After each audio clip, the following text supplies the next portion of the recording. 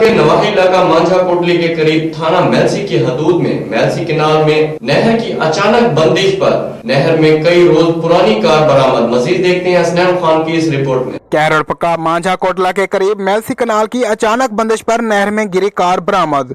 Car तकरीबन तवील अरसा से गिरी हुई मालूम होती है, जो कीचड़ और दलदल में दबी हुई थी। अहले इलाका ने नहर में गिरी कार को देखकर रेस्क्यू 1122 विहाड़ी को कॉल की, तो रेस्क्यू 1122 विहाड़ी की तरफ से कोई रिस्पॉन्स ना दिया गया और मेलसी पुलिस को कॉल की गई तो मेलसी पुलिस मौका पर पहुंच गई और 4 घंटों की तवील मेहनत और कोशिश के बाद कार को नहर से बाहर निकाल दिया गया।